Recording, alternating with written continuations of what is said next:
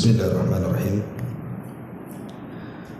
Assalamualaikum warahmatullahi wabarakatuh. Waalaikumsalam warahmatullahi wabarakatuh. Alhamdulillah, wassalatu wassalamu ala rasulillah wa ala alihi wa sahbihi wa mawalah wa la hawla wa la quwata illa billahi wa ba'd. Alhamdulillah, segala puja dan puji hanya milik Allah subhanahu wa ta'ala. Salawat dan juga salam kita hadiahkan kepada Rasul kita Nabi besar Muhammad sallallahu alaihi wa ala alihi wasallam. Malam ini kembali kita bisa duduk untuk bertalabul ilmi di Mushalah Babus Salam. Tentu sebuah nikmat Allah subhanahu wa ta'ala apabila kita memiliki kesempatan untuk duduk di majelis ilmu. Karena Nabi sallallahu alaihi wasallam bersabda dalam sebuah hadis tentang keutamaan orang yang duduk di majelis ilmu itu sama halnya duduk di taman-taman surga. Bahkan semata-mata duduk di majelis ilmu itu sudah bisa menggugurkan dosa. Makanya Nabi SAW apabila selesai menyampaikan ilmu di tengah-tengah para sahabat, kemudian para sahabat hendak pulang, maka Rasul mengatakan, "Qumu maghfuran lakum." Berdirilah kalian karena dosa-dosa kalian sudah diampuni dan keburukan kalian sudah diganti dengan kebaikan. Dan ini sebuah keistimewaan yang luar biasa. Terkadang kita membaca istighfar malas, tapi dengan duduk di majelis ilmu sudah bisa menggugurkan dosa. Kajian di malam hari ini sebagaimana yang diminta, kita akan membahas tanda dari tanda-tanda kiamat besar.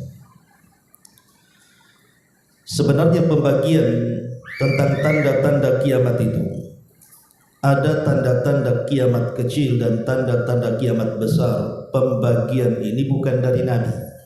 Nabi tidak pernah membagi bahwa ada tanda kiamat kecil, ada tanda kiamat besar. Biasanya kalau Nabi SAW bersabda tentang tanda-tanda kiamat, Rasul hanya menyebutkan bahwa ini adalah tanda-tanda kiamat. Lalu kenapa muncul ada pembagian? Sehingga ada namanya tanda-tanda kiamat kecil dan ada tanda-tanda kiamat besar. Lah yang membagi ini tanda kiamat kecil dan besar itu hanyalah para ulama. Kenapa para ulama membagi? Untuk memudahkan belajar, supaya ketika kita mempelajari tanda-tanda kiamat ini mudah kita pelajari dengan adanya rincian-rincian ulama itu. Ma'asyiral muslimin yang dimuliakan Allah Subhanahu wa taala, lah di antara tanda-tanda kiamat besar adalah munculnya satu makhluk yang disebut dengan Ya'juj wa Ma'juj. Siapa Ya'juj dan Ma'juj ini? Sejak kapan Ya'juj dan Ma'juj ini ada? Kemudian di mana mereka sekarang? Dan kapan keluar? Dan kalau seandainya keluar, apa yang dilakukannya? Dan bagaimana kematiannya?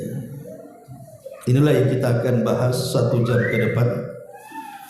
Mudah-mudahan kita bisa mengambil ibrah, pelajaran dari kisah Ya'juj dan Ma'juj, karena kisah ini satu di antara qasasul Quran, kisah-kisah Al-Quran. Ma'asyiral muslimin yang dimuliakan Allah Azza wa Jalla, kalau kita mengkisahkan kisah Ya'juj dan Ma'juj itu tidak lepas daripada satu kisah seorang raja yang namanya disebut dalam Al-Quran. Raja tersebut disebut Dzulqarnain. Pokoknya kalau kisah Ya'juj itu tidak lepas dari kisah Dzulqarnain. Al-Imam Ibnu Katsir rahimahullahu taala menukilkan riwayat dari Imam Mujahid, seorang ahli tafsir. Apa kata Imam Mujahid? Malikul ardi masyriqaha wa maghribaha arba'atu nafarin. Bahwa ada penguasa-penguasa dunia, maksudnya penguasa yang sebagian dunia dikuasainya.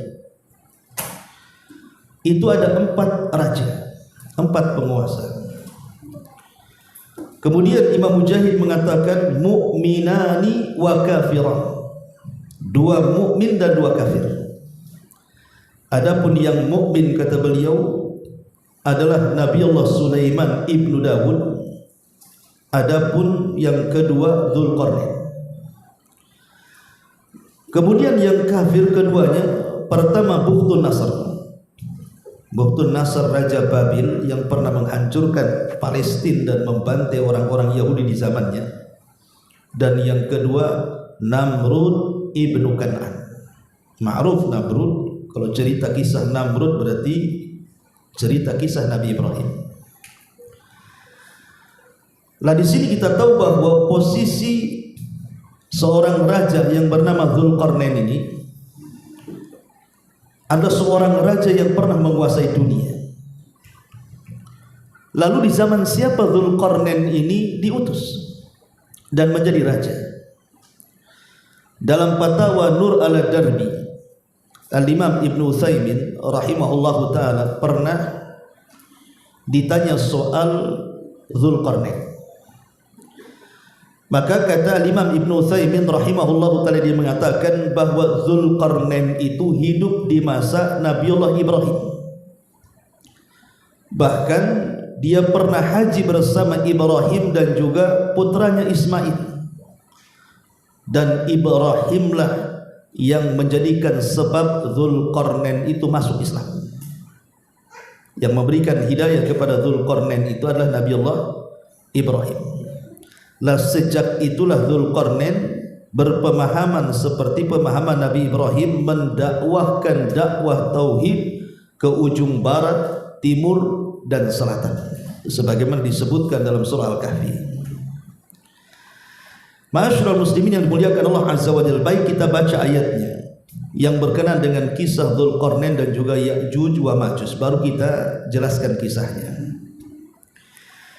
Disebutkan dalam surah Al-Kahfi, tepatnya ayat ke-83 sampai 98. Allah Subhanahu wa taala berfirman, yas'alunaka an dzil qarnain qul sa'atlu 'alaikum minhu dzikra inna makkanna lahu fil ardi wa atainahu min kulli syai'in sababa fa'atba'a sababa hatta idza balagha maghrib asy-syamsi wajadaha taghrubu fi 'ainin hamiyatin wa wajada 'indaha qauman qulna ya dzal qarnain imma an tu'adziba wa imma an tattakhidha fihim husna qala amma man zalama fasawfa nu'adzibuhu thumma yuraddu ila rabbih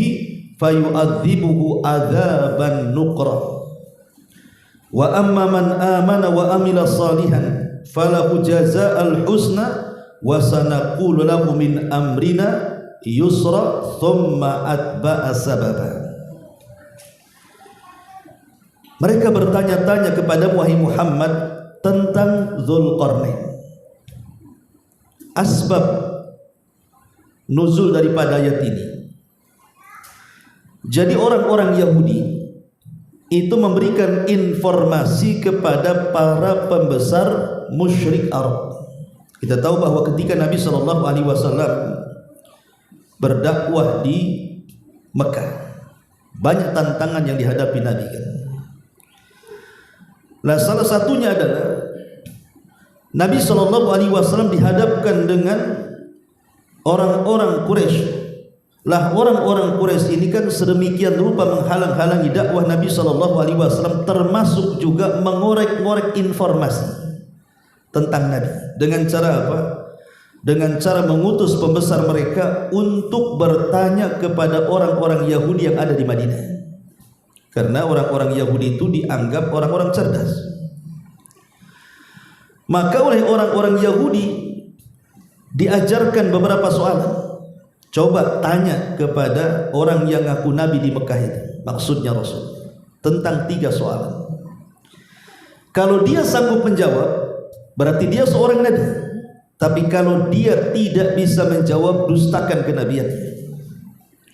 3 soalan itu, pertama, tanyakan kepada dia tentang sekelompok anak muda yang terjerembab dalam sebuah gua yang kisahnya sangat menakjubkan. Ceritakan mereka. Kemudian yang kedua, soal raja yang berkeliling dunia ke arah timur dan barat, yang mengajak manusia kepada tauhid. Bagaimana kabarnya? Kemudian yang ketiga, tanya kepada dia soal apa itu ruh. Kemudian orang-orang Yahudi pun memberikan kunci jawabannya kepada para pembesar musyrik Arab ini. Pulanglah para pembesar Quraisy ini ke Mekah. Kemudian menemui Nabi SAW. Kemudian mereka menjanjikan kepada Rasul, kalau bisa menjawab 3 soalan berarti engkau Nabi dan kami akan beriman, katanya. Tapi kalau engkau tidak bisa menjawab, berarti engkau bukan seorang Nabi dan kami akan mendustakan kenabian. Saking senangnya Rasul, kalau bisa menjawab 3 soalan itu, mereka akan beriman. Nabi pun mengatakan, baik, saya akan jawab pertanyaan kalian. Dan Rasul lupa mengucapkan insya Allah. Harusnya Rasul mengucapkan insya Allah. Kemudian soalan-soalan tadi diberikan kepada Nabi SAW. Kata Rasul, baik, besok jawabannya. Maksudnya besok jawabannya karena Nabi SAW tidak mungkin menjawab kecuali dengan wahyu. Tak mungkin Rasul asal jawab. Ketika keesokan harinya Rasul tidak dapat jawaban karena Jibril tidak turun. Itulah bahayanya orang kalau tidak mengucapkan insya Allah tuh. Nabi saja bisa bermasalah tuh. Makanya kita kalau menjanjikan sesuatu itu katakan insya Allah, jangan iya atau tidak. Karena namanya sebuah peristiwa itu tidak lepas dari kehendak Allah. Hari kedua Jibril pun tidak turun sampai hari ke-14. Jibril juga tidak turun. Maka orang-orang Quraisy ini makin yakin bahwa dia adalah nabi palsu. Kalau dia seorang nabi kan punya jawaban. Maka sesaklah dada Nabi SAW. Maka tepat di hari ke-15 Jibril baru turun memberitahu jawabannya. Kemudian Nabi SAW senang, akhirnya Rasul pun menghadap orang-orang musyrik yang bertanya kepadanya. Dari sinilah turun surah Al-Kahfi di sini. Kemudian Allah katakan, wa yas'alunaka an dzil qarnaini. Mereka bertanya-tanya kepada Muhammad tentang siapa Dzulqarnain itu. Katakanlah wahai Muhammad, aku akan bacakan kepadamu cerita tentang Dzulqarnain. Sesungguhnya kami telah memberi kekuasaan kepadanya di muka bumi ini, dan kami telah memberikan kepadanya jalan-jalan untuk mencapai segala keinginannya. Maka dia pun menempuh satu jalan, hingga apabila dia telah sampai ke tempat terbenam matahari. Berarti terbenam matahari ke arah mana? Ke arah barat. Perjalanan pertama Dzulqarnain itu ke arah barat. Ingat, satu-satunya raja yang jarang duduk di singgasana itu Dzulqarnain. Sampai menurut riwayat Abdullah ibn Abbas radhiyallahu anhuma, jadi Dzulqarnain itu melakukan perjalanan dakwah ke barat sampai ke timur sampai ke utara itu selama 500 tahun lamanya. Karena kan umat dulu kan panjang-panjang tuh usianya ya, jadi selama itu Dzulqarnain meninggalkan singgasananya dan membawa pasukannya ke barat, timur dan selatan hanya untuk mendakwahkan tauhid. Kemudian Allah Subhanahu wa taala lanjutkan firman-Nya, hingga apabila dia telah sampai ke tempat terbenam matahari, dia melihat matahari terbenam dalam laut yang berlumpur hitam, dan dia mendapati satu kelompok. Kami berkata, hai Dzulqarnain, kamu boleh menyiksa atau boleh berbuat baik terhadap mereka.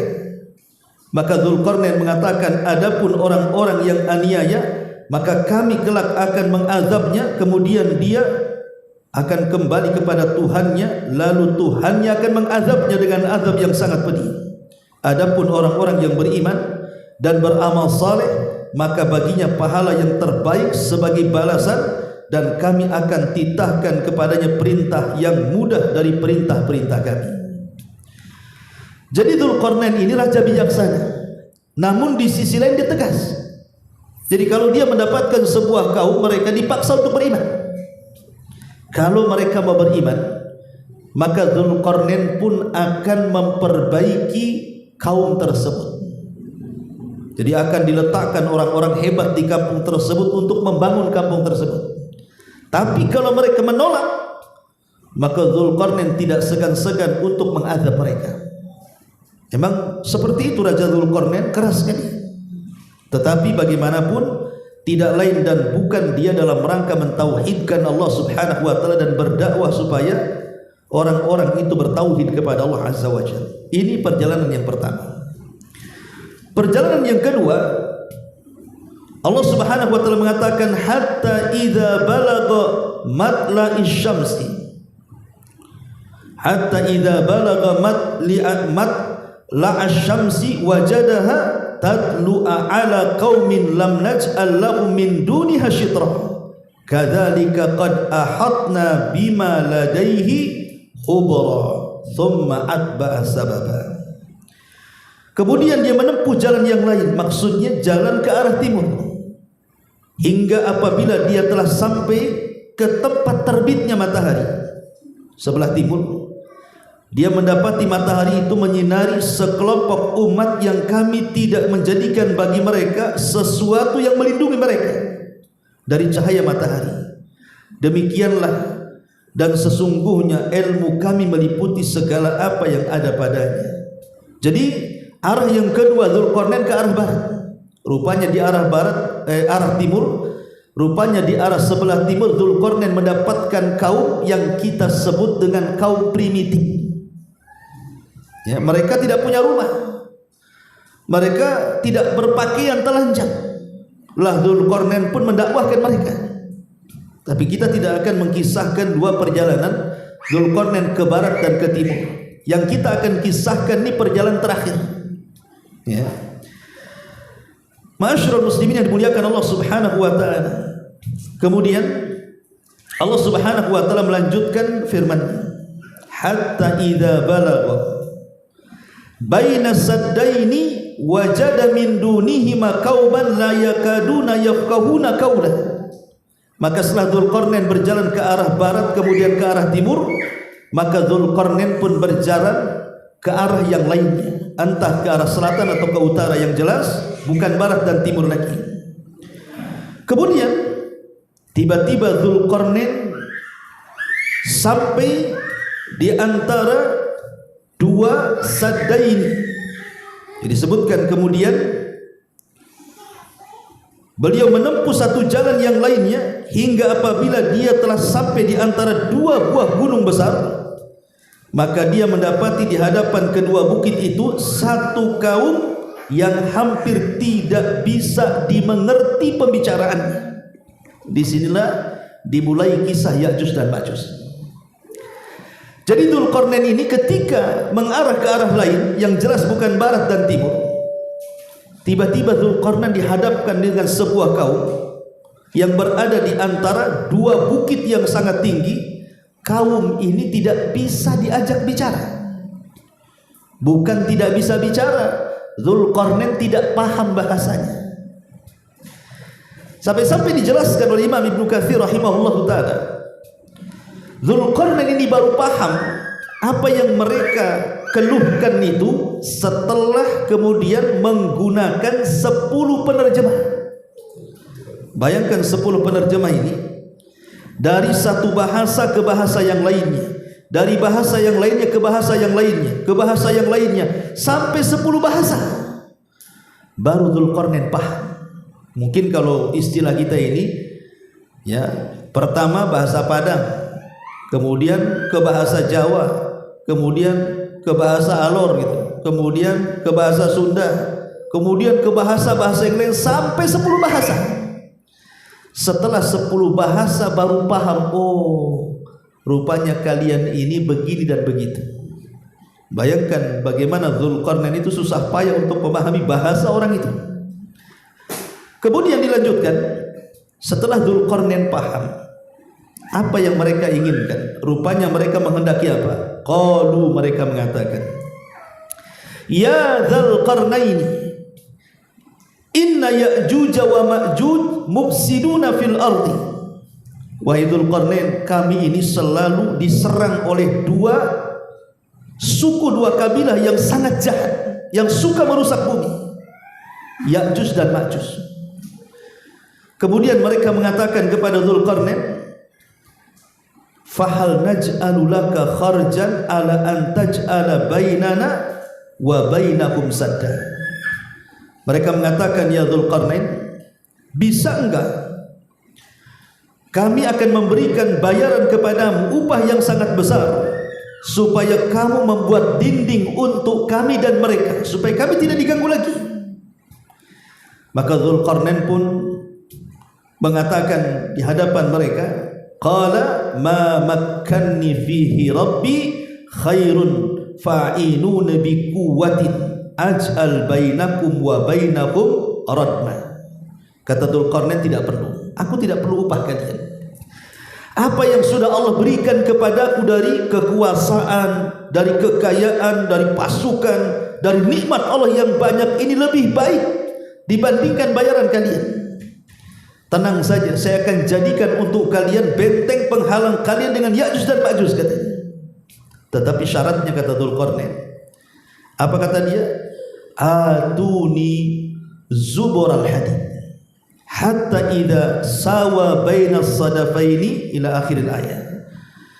Kemudian kata Dzulqarnain, yang jelas bantulah aku, kata Dzulqarnain, agar kalian menyiapkan besi-besi tembaga. Maksudnya Dzulqarnain meminta kepada mereka itu menyiapkan besi-besi tembaga itu. Maksudnya Dzulqarnain ingin membuat benteng betul-betul dari besi tembaga yang kokoh, supaya Ya'juj dan Ma'juj tidak bisa naik memanjat dan tidak bisa melobangi. Dan subhanallah, disinilah terjadi perselisihan para ulama tentang kehebatan Dzulqarnain membuat benteng sehingga Ya'juj dan Ma'juj tidak bisa menghancurkannya. Ini kan sebuah mukjizat namanya. Makanya kemudian para ulama berselisih pendapat tentang siapa Dzulqarnain ini. Apakah dia seorang nabi ataukah dia bukan seorang nabi? Kalau memang dia seorang nabi, berarti mukjizatnya mampu membuat benteng yang tidak bisa dijebol sampai kiamat. Baru Allah izinkan benteng itu dijebol setelah mendekati kiamat, kan? Kalau dia seorang nabi.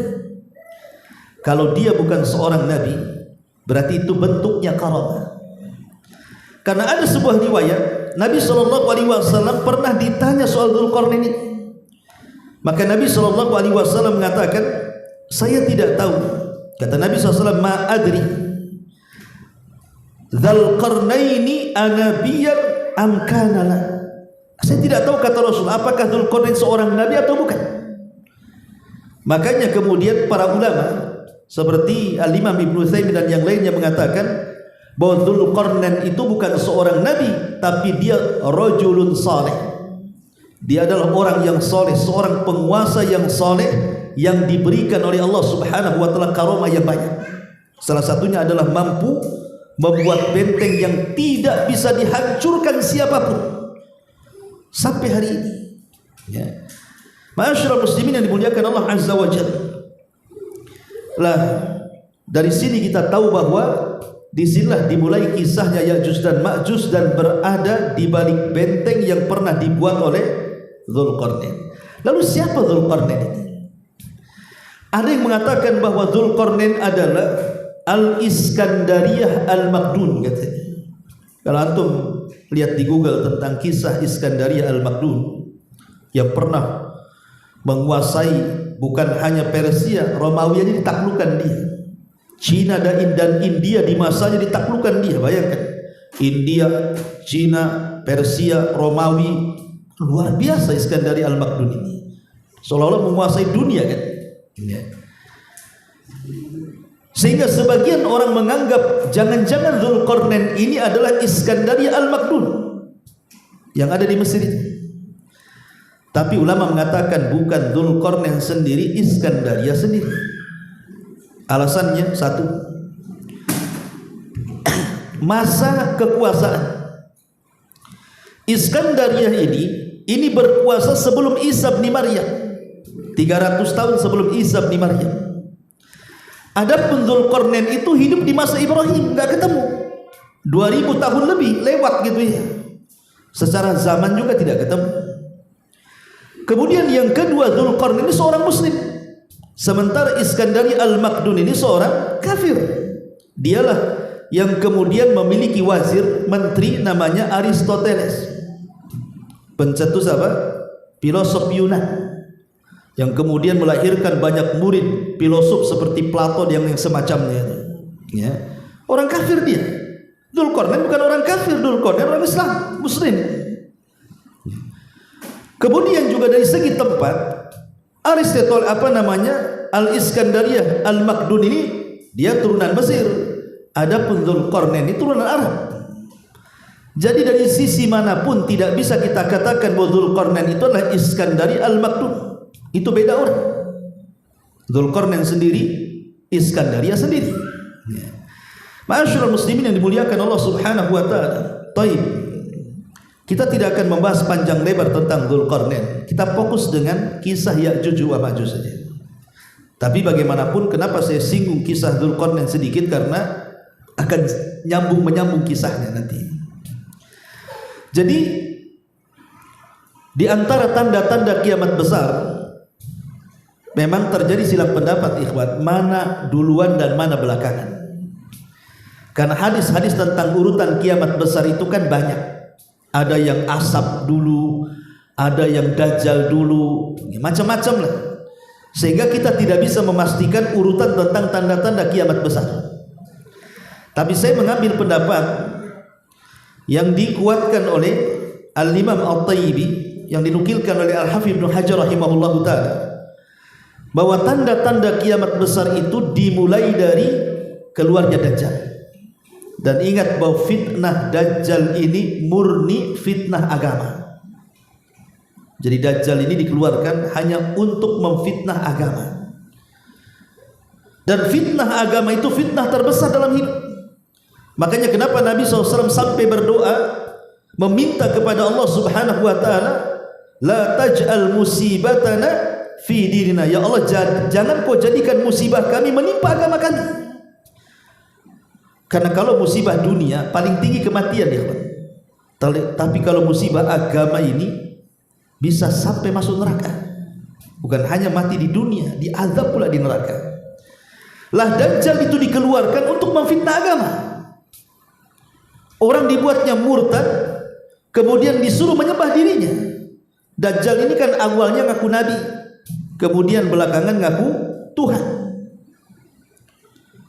Lah ketika Dajjal keluar, banyak manusia yang terfitnah oleh Dajjal.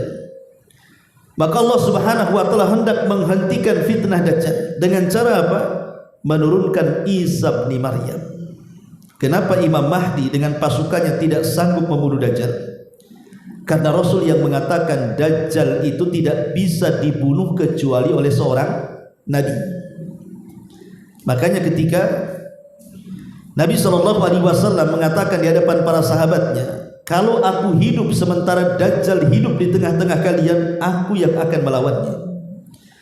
Yang jadi masalah adalah ketika aku sudah mati, Dajjal pula ada di tengah kalian, maka masing-masing kalian akan menghadapinya dan kalian tidak akan sanggup menghadapinya. Makanya kemudian hikmahnya Isa bin Maryam, kenapa sampai hari ini belum mati? Satu-satunya nabi yang disisakan Allah dan tidak meninggal sampai hari ini adalah Isa bin Maryam. Diangkat oleh Allah dan Rasul pernah berjumpa dalam peristiwa Isra Mi'raj di langit kedua dengan Isa bin Maryam. Lah Isa ini diutus oleh Allah Subhanahu wa taala di akhir zaman bukan dalam rangka menyebar risalah, tidak. Karena ketika diangkat sudah sempurna risalahnya. Ada tugas lain yang Allah bebankan kepada dia. Lah salah satunya adalah membunuh Dajjal. Maka ketika kemudian Dajjal muncul, bayangkan Dajjal muncul di mana? Di negara yang mayoritas orang-orang Syiah hari ini. Khorasan. Khorasan di mana? Di Irak. Munculnya di Khorasan. Matinya di mana? Di negara yang mayoritas banyak orang-orang Yahudi di situ. Israel. Di situ ada Babilon, sebuah kota. Dajjal mati di situ. Seolah-olah ada korelasi antara Syiah dan Yahudi di sini kan. Ya. Karena munculnya di Khorasan. Khorasan di mana? Di Iran. Dan sekarang banyak orang-orang Yahudi di Khorasan. Dan akan mati di Babilon, di kota yang sangat dimuliakan oleh negara Israel. Disitulah Dajjal dibunuh oleh Isa bin Maryam. Setelah kemudian fitnah Dajjal ini berakhir karena peperangan dimenangkan Isa bin Maryam dan kaum muslimin sudah bahagia dengan kematian Dajjal, bahkan mereka bisa melumpuhkan tentara Dajjal karena seluruh makhluk bumi berbicara. Jadi kalau ada orang kafir Yahudi sembunyi di balik batu itu, batu akan bicara, "Hei muslim, bunuh nih orang kafir, dia ada di belakang saya," katanya. Kalau dia sembunyi di pohon, pohon bicara. Pokoknya sembunyi di mana saja, maka makhluk Allah bicara, kecuali satu pohon yang tidak mau bicara, namanya Gharqad, yang hari ini ditanam besar-besaran oleh orang-orang Israel Zionis Yahudi itu. Bocor hadis ini ke mereka, sehingga mereka menanam besar-besaran pohon Gharqad hari ini. Lah, setelah Dajjal meninggal, tidak lama kemudian kaum muslimin diuji lagi oleh Allah Subhanahu wa taala. Tiba-tiba benteng Ya'juj wa Ma'juj jebol. Sebenarnya dalam sebuah hadis Nabi sallallahu alaihi wasallam bersabda, diriwayatkan dari Zainab bintu Jahsh. Jadi satu hari Nabi sallallahu alaihi wasallam di waktu fajar itu pernah kaget, terperanjat. Kemudian dia mengatakan, "La ilaha illallah, wailun lil arabi min syarrin qad iqtarab," kata Rasul. La ilaha illallah, celaka bangsa Arab karena kejelekan telah dekat kepada mereka. Kemudian kata Rasul, "Futihal yauma min radmi Ya'juj wa Ma'juj." Kata Rasul, hari ini dinding penghalang Ya'juj dan Ma'juj telah terbuka seperti ini. Kemudian Nabi SAW melingkarkan kedua jarinya, ibu jari dan telunjuknya. Kata Rasul seperti ini. Jadi bentengnya Ya'juj dan Ma'juj itu yang dibuat oleh Dzulqarnain itu sudah jebol dan sudah berlubang, dan Rasul mengisyaratkan dengan tangannya seperti ini. Artinya Ya'juj dan Ma'juj bisa ngeker dari lubang itu. Dari sini kita tahu dari zaman Rasul benteng itu sudah jebol, tapi cuman hanya seibu jari dan telunjuk segini saja.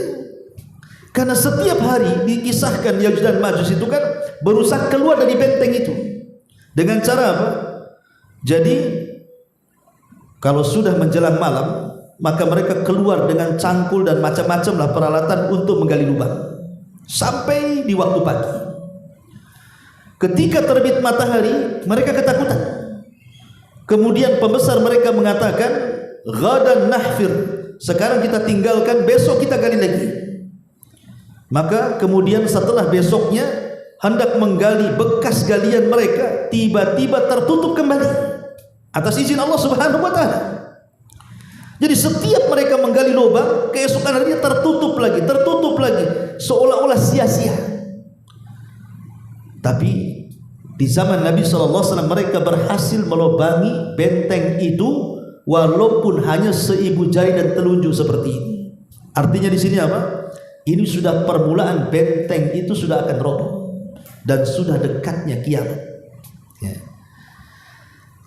Tetapi kemudian nanti di akhir zaman, ketika Allah Subhanahu wa taala izinkan Ya'juj dan Ma'juj itu keluar, maka pimpinan mereka diilhamkan untuk mengucapkan insya Allah. Subhanallah, kalimat insya Allah ini luar biasa ya kawan.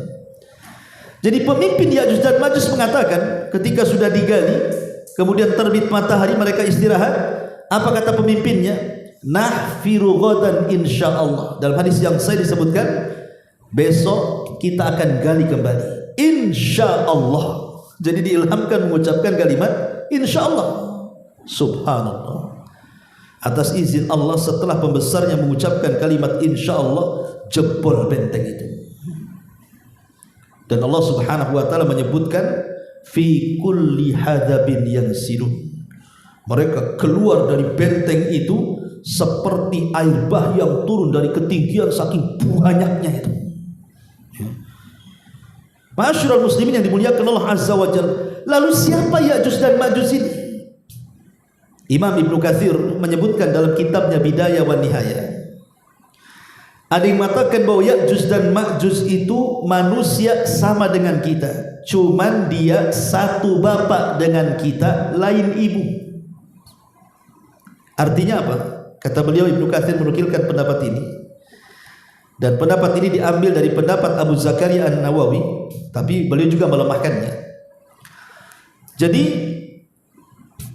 Adam ini satu hari dia ihtalam. Ihtalam itu mimpi basah, ya, mimpi melakukan hubungan dalam mimpinya sampai mengeluarkan sperma. Tiba-tiba kemudian sperma Adam ini jatuh ke bumi. Lah sperma yang jatuh ke bumi ini tiba-tiba kemudian menjadi membuahi. Jadilah Ya'juj dan Ma'juj. Jadi Ya'juj dan Ma'juj itu satu bapak dengan kita Adam, tapi beda ibu. Kalau kita kan ibunya Hawa, kalau Ya'juj dan Ma'juj itu ibunya tanah. Itu maksudnya. Jadi ibunya itu tanah itu. Tapi sekali lagi ini pendapat tidak berdasar, dilemahkan banyak ulama karena tidak ada dalilnya. Ini diambil dari kisah Israiliyat, ya. Tapi pendapat yang kuat bahwa Ya'juj dan Ma'juj itu sama dengan kita, sebagaimana Imam Ibnu Katsir juga kemudian menjelaskan dalam kitab yang sama Bidayah wa Nihayah itu, bahwa Ya'juj dan Ma'juj sama dengan kita, satu bapa dan satu ibu. Dia turunan Adam dan turunan Hawa. Ikhwan, ketika di masa Nabi Nuh alaihi salatu wassalam, Allah Subhanahu wa taala kirim azab kepada kaum Nuh yang kufur dengan mengirim banjir bandang disertai tufan.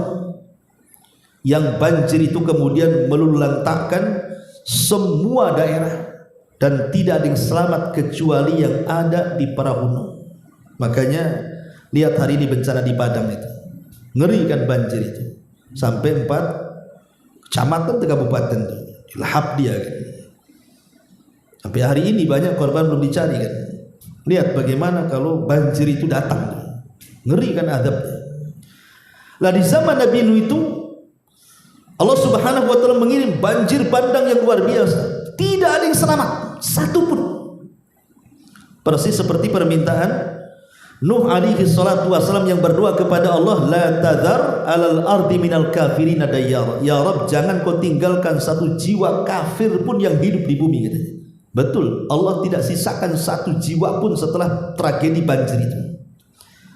Yang selamat hanya ada di perahu. Makanya Allah mengatakan wa ja'alna dzurriyyatahu humul baqin. Kami jadikan turunan Nuh itulah yang selamat.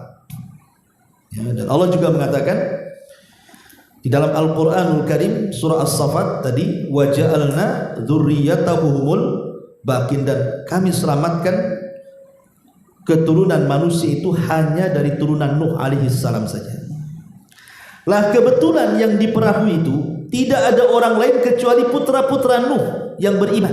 Nuh itu kan punya 4 putra. Pertama Kan'an, dia kafir, ikut agama ibunya, mati kena azab. Bahkan ketika mau ditolong oleh Nuh juga nggak mau, dia lebih baik naik ke gunung, tapi juga tidak tertolong, tenggelam juga dia. Sehingga yang selamat cuma 3, Ham, Syam, dan Yafis. Inilah 3 putra Nuh ini yang melahirkan manusia sejak zaman itu sampai hari ini, bahkan sampai kiamat dibangkitkan. Semua manusia hari ini, mau di barat, mau di timur, mau di utara, mau di selatan, mau di benua manapun, itu turunan dari 3 orang ini. Mungkin nasabnya kembali kepada Syam, mungkin nasabnya kembali kepada Ham, mungkin nasabnya kembali kepada Yafis. Cuma 3 ini saja. Lah Syam ini disebut Abul Arab, maka orang-orang Arab itu nasabnya sampai ke Syam, putra. Adapun Ham ini disebut Abu Sudan, orang yang berkulit hitam, daerah Sudan dan sekitarnya, ya orang-orang Somalia, pokoknya yang berkulit hitam tuh, maka mereka nasabnya kepada Ham. Adapun orang-orang yang seperti kita, yang matanya sipit-sipit, kecil-kecil, bulat-bulat, ini turunan Yafis. Ya, kalau umumnya orang-orang Asia ini, kalau ditarik nasabnya itu sampai kepada Yafis putra Nuh. Lah di antara turunan Yafis putra Nuh adalah Ya'juj dan Ma'juj. Jadi Ya'juj dan Ma'juj itu manusia. Dia bukan makhluk aneh. Walaupun ada, kita tidak mengingkari beberapa pendapat para ulama yang mengatakan bahwa Ya'juj dan Ma'juj itu adalah makhluk yang sangat besar, semacam raksasa. Sampai-sampai kemudian disebutkan dalam hadis yang lemah, tidak bisa dijadikan sandaran, karena mungkin diambil dari kisah-kisah Israiliyat. Jadi bentuk Ya'juj dan Ma'juj itu seperti pohon arus. Pohon arus itu ada di Lubnan, di Libanon sana. Itu tingginya sampai 120 hasta. Jadi pohon arus itu tingginya 120 hasta. 1 hasta itu dari sini ke sini. Ya. Kalau kita meter berarti 1 hasta itu setengah meter. Kalau 2 hasta 1 meter. Berarti kalau seandainya 120 hasta berarti 60 meter. Oh, itulah tingginya Ya'juj dan Ma'juj. Musola ini aja nggak sampai 5 meter. Ini 60 meter kan. Itu kalau jalan dagdug gitu kan, raksasa besar. Ya, ini satu pendapat. Tapi ada yang mengatakan Ya'juj dan Ma'juj itu tidak sebesar itu, bahkan dia makhluk yang kecil. Dia mengatakan panjangnya sekitar 4 hasta dan lebarnya 4 hasta. Berarti 2 kali 2 meter lah kan gitu. Jadi tingginya 2 meter segini, lebar badannya 2 meter, kotak jadi kan itu ya. Ini juga satu pendapat. Tapi ada juga pendapat yang lain bahwa paling tinggi Ya'juj dan Ma'juj itu hanya 1 shibron. Shibron itu 1 jengkal. Jadi tinggi badannya 1 jengkal saja, kecil. Ya, marmut gitu, 1 jengkal kayak kelinci gitu. Ya mungkin semacam cebol lah gitu ya. Jadi orang-orang kerdil. Ada yang mengatakan seperti itu. Tapi ada yang mengatakan bahwa Ya'juj dan Ma'juj itu makhluk lain. Dia manusia tapi memiliki 2 telinga. Telinganya sangat lebar sekali. Ya. Jadi telinga yang pertama ini untuk menyelimuti dia saat tidur di malam hari. Telinga yang satunya untuk menyerang musuh. Tapi 4 pendapat ini dibantah oleh para ulama. Ini semua pendapat ini diambil dari kisah-kisah Israiliyat dan ini semua batin. Berarti Ya'juj dan Ma'juj itu sama seperti kita. Dia turunan Adam, turunan Hawa, dia manusia seperti kita. Cuman ya memang karena dia hidup di zaman Nabi Ibrahim kan otomatis kan badannya besar-besar kan gitu ya. Karena di zaman Nabi Ibrahim masih mendekati zaman Adam. Dan Adam itu kan memiliki tinggi badan yang sangat besar. Sampai-sampai kata Nabi SAW, Adam itu punya tinggi 60 hasta. 60 hasta itu sekitar 30 meteran. Ya. Tetapi setelah Adam kan manusia mulai mengecil sampai kepada kita kan. Ya. Dan umurnya juga mulai pendek sampai kepada kita. Artinya fisik Ya'juj dan Ma'juj kalau hidup di masa itu berarti masih besar badannya. Tapi karena dia manusia, boleh jadi turunannya sampai sekarang pun ya makin kecil seperti kita. Selama dia disebut manusia, maka semakin ke sini badannya akan semakin mengecil dan usianya juga semakin pendek kan gitu. Kalau dia masih manusia. Karena ada yang mengatakan bahwa Ya'juj dan Ma'juj itu tidak akan mati sampai melahirkan 1000 keturunan. Tapi hadis ini dilemahkan para ulama. Ya, tapi yang jelas bahwa Ya'juj dan Ma'juj itu Allah berikan kemampuan mereka memiliki bangsa yang sangat banyak sekali. Jadi jumlah mereka itu tidak ada yang tahu kecuali Allah Subhanahu wa taala. Kalau kita manusia itu kan ada sensusnya sekitar 7 atau 8 miliar kan begitu ya. Tapi Ya'juj dan Ma'juj ini tidak bisa berapa jumlahnya. Makanya disebutkan dalam hadis yang sahih ketika Adam alaihi salatu wassalam berdialog dengan Allah Subhanahu wa taala. Apa dialognya? Allah mengatakan kepada Adam alaihi salatu wassalam nanti kepada hari kiamat, ya Adam. Maka Adam pun mengatakan labbaika wa sa'daika wal khairu biyadaika ya Rabb. Aku penuhi panggilanmu dengan senang hati karena seluruh kebaikan ada di tanganmu ya Rabb. Ada apa wahai Rabb? Maka Allah Subhanahu wa taala mengatakan kepada Adam, ya Adam akhrij bi'san nar. Wahai Adam, keluarkan dari keturunanmu orang-orang yang akan dimasukkan ke dalam neraka. Adam kaget, kok bisa dari keturunannya dimasukkan ke neraka?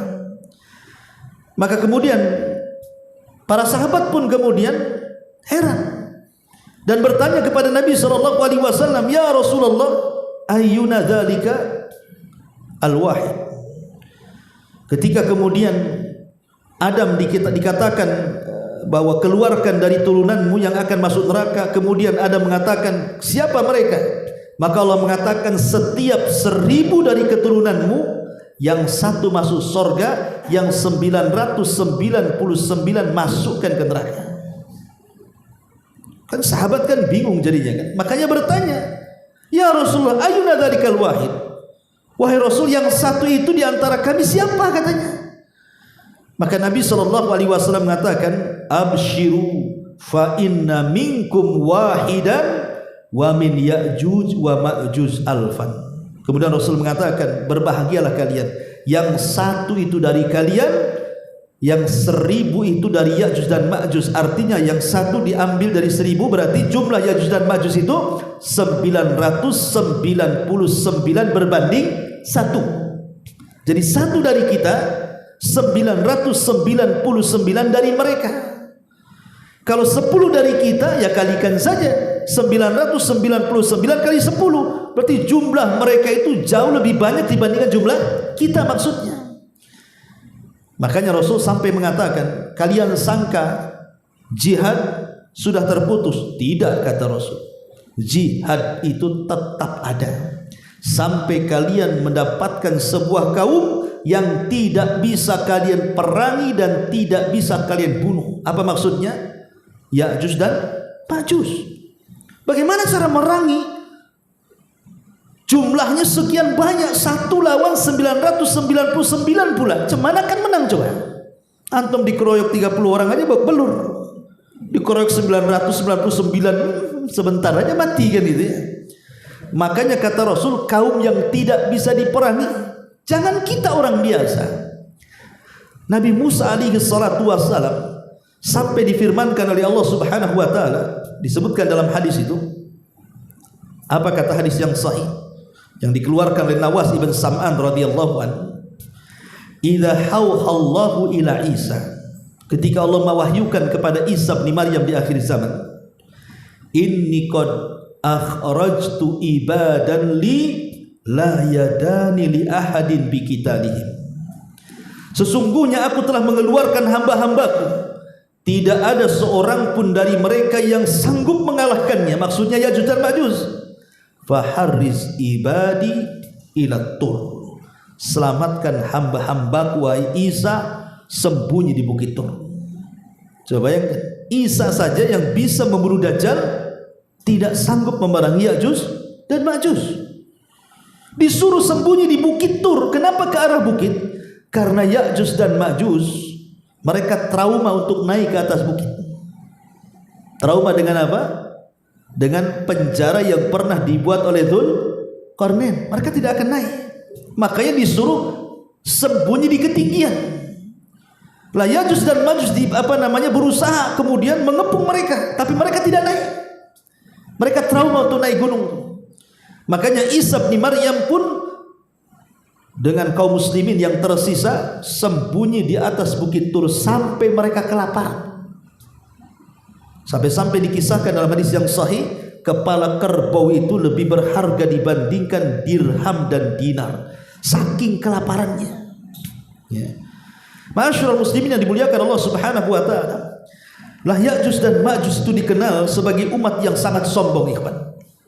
Sangat bengis, sangat jahat, dan dia umat perusak.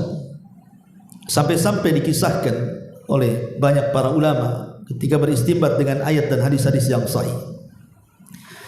Jadi kerusakan Ya'juj dan Ma'juj itu apabila dikeluarkan oleh Allah Subhanahu wa taala, dia akan merusak segalanya, merusak alam, akan menghancurkan apapun yang ada di depannya. Sampai kelompok yang pertama, jadi ketika benteng Ya'juj dan Ma'juj itu jebol, maka yang pertama kali mereka keluar, mereka melewati Danau Tiberias. Danau Tiberias, Buhairah, ya. Ma'ruf danau itu kan sekarang kan berbentuk sungai, banyak airnya, ya. Banyak airnya Danau Tiberias itu. Lah ketika Ya'juj dan Ma'juj sampai di danau itu, maka mereka minum semuanya sampai kering. Bayangkan, danau sebesar itu sampai kering, sehingga yang terakhir datang sudah nggak dapat lagi minum di situ. Pokoknya kalau ada bangunan dihancurkannya, kalau ada pohon-pohonan dimakannya, dihancurkannya, kalau ada manusia dibantai, bahkan sebagian para ulama mengatakan bangkai manusia yang dibunuh Ya'juj dan Ma'juj dimakannya. Jadi dia manusia kanibal. Naudzubillah. Jadi siapapun yang di luar rasnya akan dihancurkannya. Dan ingat, Ya'juj dan Ma'juj itu kemana-mana karena jumlahnya banyak. Dia menguasai bumi. Ya. Sampai-sampai kemudian saking banyaknya mereka dan kehancuran yang luar biasa yang ditimbulkannya, ketika merasa bahwa makhluk bumi dari kalangan manusia sudah dibantainya, mulai mereka congkak dan sombong. Kemudian mereka menatap langit dan mengatakan, qatalna man fil ardi sanaqtuluhu man fis sama. Kata, kami sudah membunuh orang-orang yang di bumi, sekarang yang di langit ku bantai juga. Coba sombong. Bumi ini kecil, langit ini besar, dan makhluk yang ada di langit itu para malaikat. Satu malaikat saja tidak bisa dihadapi Ya'juj dan Ma'juj. Siapa? Malakul maut. Sampai bisa menghadapi malakul maut. Itulah kesombongan Ya'juj dan Ma'juj itu. Dia mau membantai makhluk yang ada di langit. Coba gimana caranya? Tapi Allah Subhanahu wa taala adalah zat pembuat makar terbaik. Wa makaru makran wa makarna makran wallahu khairul makirin. Silahkan kalian buat makar, tapi Allah pun punya makar dan Allah sebaik-baik makar. Akhirnya Ya'juj dan Ma'juj mengarahkan tombak panah mereka, batu-batu mereka dilempar ke langit. Subhanallah.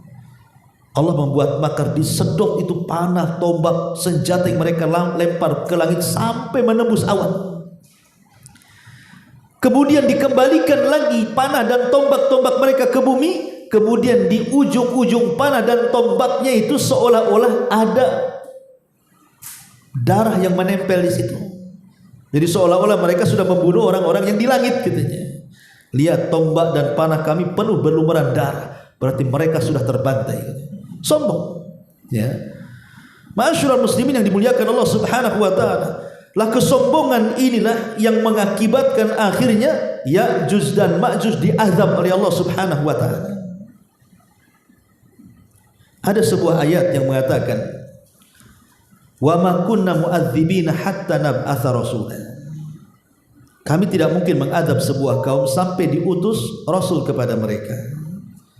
Lah Ya'juj dan Ma'juj itu kan hidup di balik benteng, entah berantah di mana. Kita tidak tahu Rasul sampai enggak kepada mereka dari kalangan Nabi dan Rasul. Kenapa Allah adab? Padahal Allah mengatakan kami tidak mungkin mengadab sampai diutus Rasul. Maka dijawab oleh para ulama bahwa sudah sampai sebenarnya ajaran para Rasul terdahulu kepada Ya'juj dan Ma'juj. Cuma mereka tidak beriman dan ditakdirkan masuk neraka atas lisan Nabi SAW. Jadi mereka adalah orang-orang yang pantas masuk neraka karena kekafirannya, kesombongannya, karena mereka merusak di mana-mana melebihi fitnah Dajjal. Kalau Dajjal kan murni fitnah agama, kalau ini murni fitnahnya hanya merusak dan merusak, membunuh dan membunuh, menguasai dunia. Maka dari sinilah Isa bin Maryam yang berada di atas bukit Tur itu berdoa kepada Allah, meminta agar Allah Subhanahu wa taala menghentikan kerusakan Ya'juj dan Ma'juj ini. Akhirnya Allah mengijabah doa Isa bin Maryam dan doa kaum muslimin yang berada di bukit Tur itu. Dari sinilah Allah Subhanahu wa taala mulai mengadab mereka. Dengan cara apa? Subhanallah. Apakah mengirim para malaikat kemudian membantai mereka, ataukah mengirim bencana berupa banjir ataupun gempa atau yang lainnya, atau mengirim binatang-binatang buas untuk menghancurkannya? Tidak. Yang Allah kirim makhluk yang sangat kecil. Bayangkan, untuk merontokkan kesombongan Ya'juj dan Ma'juj. Apa makhluk yang kecil? Naghaf. Naghaf itu semacam ulat. Ulat yang biasa masuk di hidung kerbau atau kambing, yang kalau masuk merusak badannya kemudian mati. Coba, makhluk yang kuat, merasa sombong dan congkak, bisa kalah dengan seekor ulat. Begitulah Allah merontokkan kesombongan. Ulat di mana-mana, menjadi wabah ulat di mana-mana. Dan tidak ada satupun Ya'juj dan Ma'juj kecuali masuk ulat di lubang hidungnya. Subhanallah. Disebutkan dalam hadis yang sahih, kematian Ya'juj dan Ma'juj itu serentak. Jadi satu mati semua. Coba. Bukan hari ini, besok ini, minggu depan ini, enggak. Pokoknya satu mati semua. Begitulah Allah Subhanahu wa taala apabila berkehendak, idza arada syai'an an yaqula lahu kun fayakun. Allah kalau menghendaki sesuatu jadi. Ya. Jadi Allah Subhanahu wa taala hanya mengutus ulat, bayangkan.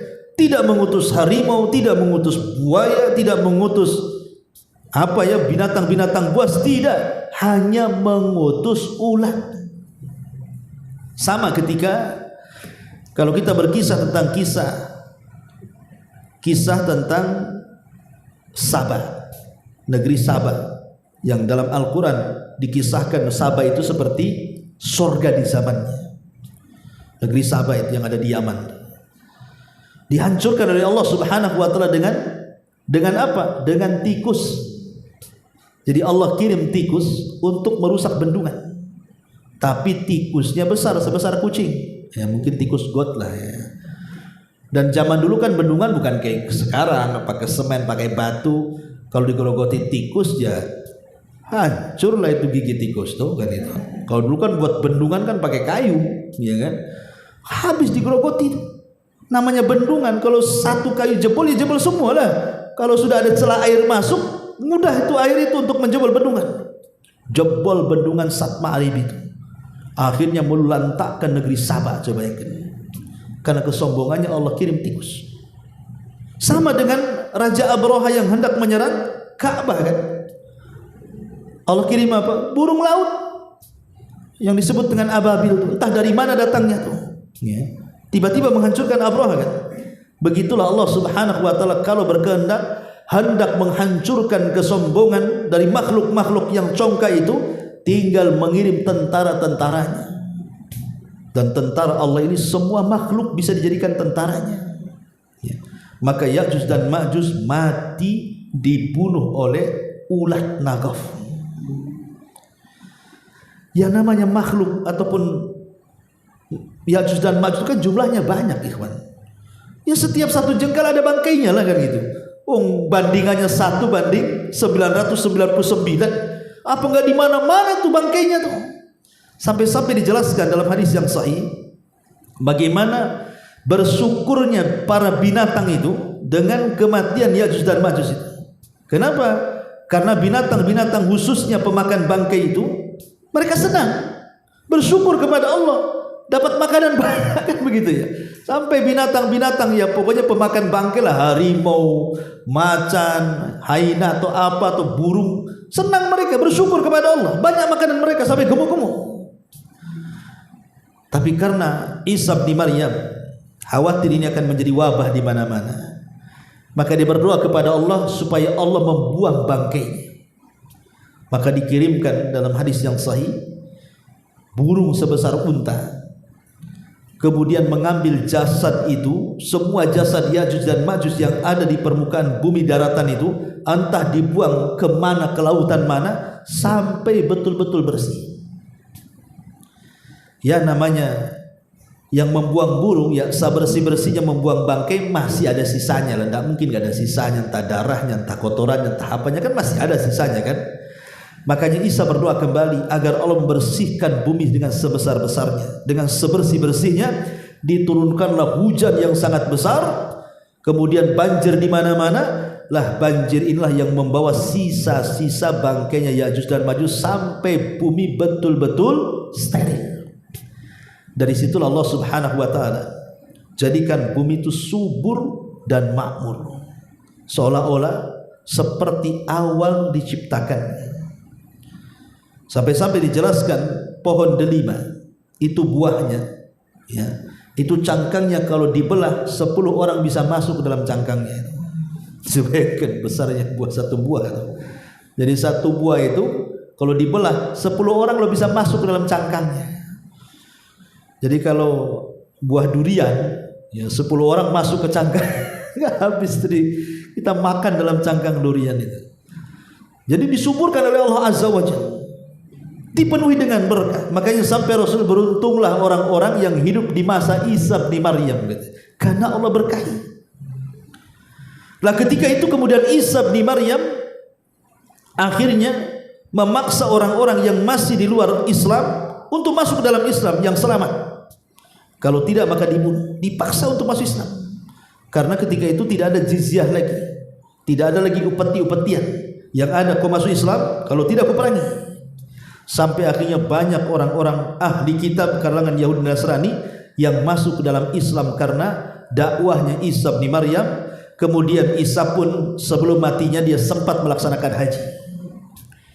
Kemudian setelah melaksanakan haji, ada yang mengatakan 7 tahun setelahnya, maka Isa pun wafat dan dipanggil oleh Allah Subhanahu wa taala. Baru datanglah seorang laki-laki dari Habasyah Ethiopia namanya Dzu Suwaikataini membawa pasukan kemudian menghancurkan Ka'bah sampai rata dengan tanah setelah kematian Isa bin Maryam. Ma'asyiral muslimin yang dimuliakan Allah Subhanahu wa taala, pertanyaannya, di mana benteng Dzulqarnain itu? Di mana? Ya. Dahulu di zaman Daulah Abbasiyah. Daulah Abbasiyah ini daulah yang berdiri setelah Daulah Bani Umayyah. Dan Daulah Bani Umayyah itu berdiri setelah hilangnya kekhilafaan Ar-Rasyidah. Kan para khulafa Ar-Rasyidin meninggal, baru terbentuk Daulah Umayyah. Runtuhnya Daulah Umayyah, naik Daulah Abbasiyah kan begitu sampai terakhir Daulah Utsmaniyah. Nah di zaman Daulah Abbasiyah itu ada seorang khalifah namanya Al-Wathiq. Al-Wathiq dia bermimpi. Dalam mimpinya dia dikagetkan bahwa benteng Ya'juj dan Ma'juj itu jebol. Itu dia bermimpi dan itu berkali-kali mimpinya sehingga membuat kekhawatiran sang khalifah. Dan kisah ini disebutkan oleh Ibnu Katsir dalam kitabnya Bidayah wa Nihayah, itu disebutkan kisah ini. Jadi Khalifah Al-Wathiq ini akhirnya mengutus tentara yang sangat banyak untuk melakukan pencarian di mana benteng Ya'juj dan Ma'juj itu. Dikirim pasukan banyak. Ya. Akhirnya pasukan yang dikirim oleh Daulah Abbasiyah ini atas perintah Khalifah Al-Wathiq ini, mereka pun menyebar kemana-mana. Ada yang mengatakan pencarian benteng itu sampai memakan waktu 2 tahun. Jadi selama 2 tahun ini pasukan Khalifah Abbasiyah ini, pasukan Khalifah Al-Wathiq ini mencari kemana-mana. Sampai pada waktunya mereka pun sampai kepada tujuan. Mereka pun sampai kepada tujuan di depan benteng yang pernah dibangun Dzulqarnain. Tapi masalahnya benteng itu tidak bisa dipanjat dan dijaga oleh para prajurit yang ada di dekat situ. Sehingga akhirnya ketika pasukan melihat bahwa benteng itu masih kokoh, masih berdiri tegak dan tidak hancur, tidak seperti mimpi sang khalifah, akhirnya pasukan ini kemudian pulang kembali. Tapi masalahnya Imam Ibnu Katsir ketika menyebutkan kisah ini tidak bersanad. Tidak ada sanadnya, hanya disebutkan kisahnya begitu saja. Dan tidak disebutkan pasukan Abbasiyah ini sampai di mana, letak benteng itu di mana, ya. Sehingga menjadi polemik para ulama kan. Ada yang mengatakan bahwa benteng itu maksudnya adalah benteng Cina, tembok Cina. Karena ketika ada beberapa yang roboh dari tembok Cina itu rupanya ada kandungan bajanya. Berarti sesuai dengan apa yang ada dalam Al-Quran. Berarti kalau yang dimaksud tembok itu tembok Cina, berarti Ya'juj dan Ma'juj itu ya orang Cina. Kan gitu. Tapi pendapat ini dibantah oleh sebagian ulama. Tidak benar. Karena benteng Ya'juj dan Ma'juj itu tidak bisa dihancurkan. Terbuat dari tembaga. Kalau ini kan terbuat dari bata-batu yang disusun. Kalau di rudal saja bisa hancur kalau benteng Cina. Kalau benteng Ya'juj dan Ma'juj kan tidak bisa dihancurkan kecuali Allah yang berkehendak kan itu. Berarti tidak benar kalau benteng itu adalah tembok Cina dan Ya'juj dan Ma'juj itu orang Cina. Apalagi banyak juga orang Cina yang muslim sekarang kan gitu. Ya. Kemudian yang kedua, ada yang mengatakan bahwa dan yang berpendapat seperti ini adalah sebagian orang seperti Sayyid Qutb. Nah itu memang berpendapat seperti ini. Tapi sekali lagi dibantah oleh para ulama bahwa tidak benar kalau tembok Cina itu adalah Ya'juj dan Ma'juj. Tapi ada juga yang mengatakan tentang tembok Ya'juj dan Ma'juj ini. Jadi ada yang mengatakan itu berada dekat dengan daratan Cina, tapi ke arah selatan atau utara, wallahu a'lam.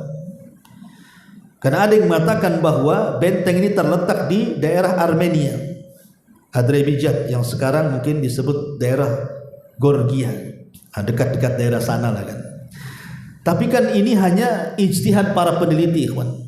Syekh bin Baz rahimahullahu taala ketika ditanya tentang masalah Ya'juj dan Ma'juj, dia hanya mengatakan min jihati syarqi, min jihati syarqi. Pokoknya dia sebelah timur. Maksudnya sebelah timur itu dari kota Madinah. Jadi kalau antum berada di kota Madinah, sebelah timur sana.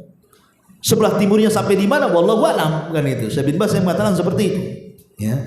Tapi yang jelas bahwa diketahui atau tidak tempat tembok Dzulqarnain yang memenjarakan Ya'juj dan Ma'juj itu bagi kita tidak penting. Yang penting adalah kita beriman dengan Al-Quran bahwa Ya'juj dan Ma'juj itu ada. Apakah mereka berada di atas bumi atau di bawah bumi? Wallahu alam. Dan benteng yang dibangun oleh Dzulqarnain juga ada. Tempatnya di mana? Wallahu alam. Kita yakini ada. Dan kita beriman bahwa itu di antara tanda-tanda hari kiamat, di mana di akhir zaman benteng itu akan roboh dan Ya'juj dan Ma'juj itu akan keluar sebagai tanda-tanda pertengahan alamah kiamat besar yang mendekati kehancuran alam semesta. Inilah di antara kisah Ya'juj dan Ma'juj. Saya sudah berupaya menyingkat karena sampai jam 9 saja. Ya, mudah-mudahan ada manfaatnya. Sebelum saya tutup, kalau ada yang bertanya silakan. Kita buat tanya jawab. Ya, silakan. Ini kan perang di mana-mana, Ustaz. Iya. Bencana banyak. Apakah ini termasuk tanda-tanda kiamat? Iya. Perang di mana-mana, musibah di mana-mana, apakah ini tanda-tanda kiamat? Ya, ini tanda-tanda kiamat kecil. Rasul yang mengatakan. Apa kata Nabi SAW? La taqumus sa'ah hatta yaqsurul harj. tidak akan tegak hari kiamat sampai banyaknya peristiwa al-haraj. Sahabat bertanya, wa mal harju ya Rasul? Apa yang dimaksud haraj wahai Rasul? Kata Nabi SAW, al-qatl, pembunuhan. Ya. Kata Nabi SAW, pembunuhan.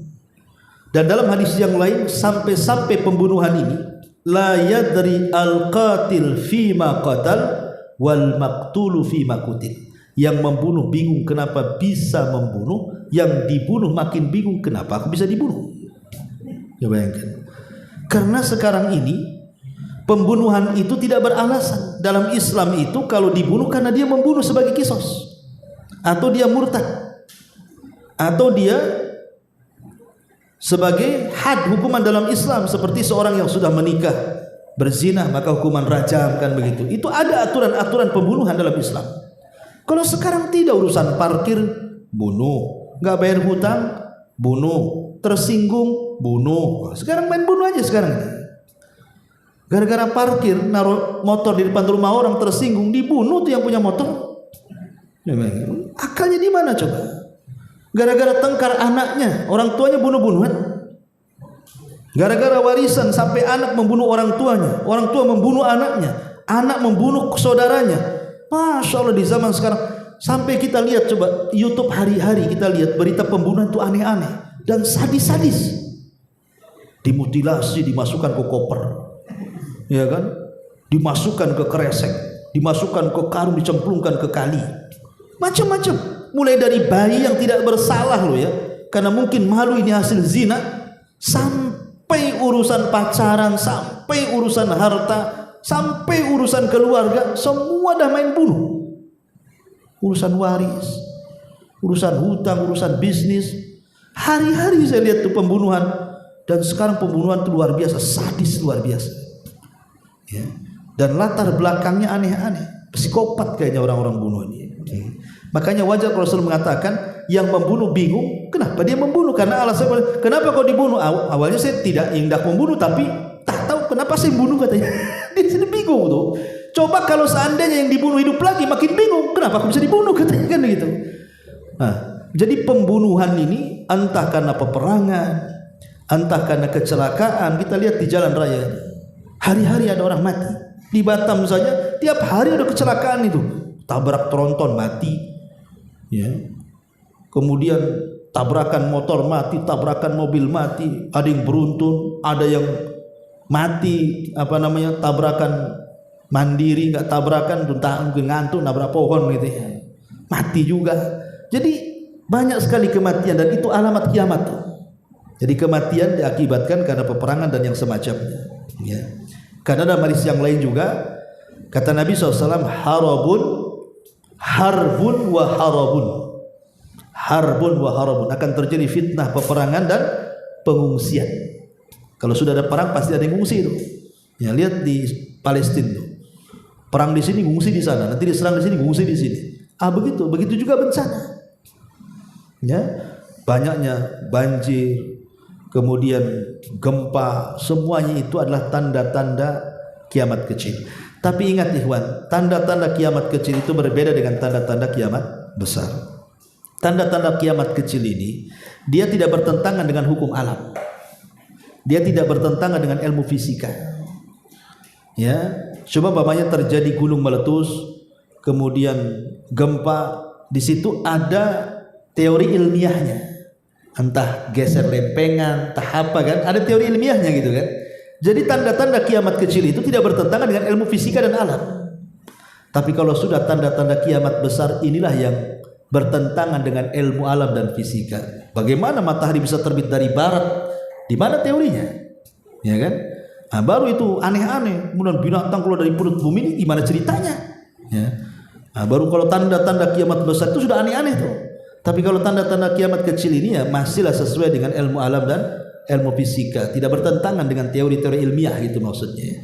Tetapi penyebab bencana itu sekali lagi karena maksiat, karena ada orang yang mereka menghilangkan teori agama, hanya berpatokan kepada teori dunia. Jadi kalau ada bencana, oh itu lempengan geser gitu. Otaknya ke situ saja. Tapi kita yang beragama kan bukan itu. Kenapa bisa lempengan bergeser? Kenapa Allah geser? Ada apa? Nah itu kalau kita kan orang beriman kan bertanya. Dan Allah mengatakan ma asaba min musibatin illa fabima kasabat aydikum wa ya'fu an katsir. Tidaklah musibah yang menimpa kecuali karena ulah tangan kita. Jadi kalau ada musibah di mana-mana pasti di situ ada maksiat. Makanya Umar sampai mengatakan ketika terjadi gempa di Madinah, apa kata Umar? Kalau sampai gempa datang 2 kali, aku tidak mau satu atap dengan kalian. Pasti kalian ada yang bermaksiat, kata Umar. Bayangkan Umar sampai ngomong begitu. Ya. Jadi intinya bahwa itu semua adalah tanda-tanda kiamat, tapi itu tanda-tanda kiamat kecil, bukan tanda-tanda kiamat besar. Wallahu a'lam. Ya, saya kira cukup, mudah-mudahan ada manfaatnya. Subhanakallahumma bihamdika asyhadu an la ilaha illa anta astaghfiruka wa atubu ilaik. Allahu ta'ala alam. Assalamualaikum warahmatullahi wabarakatuh.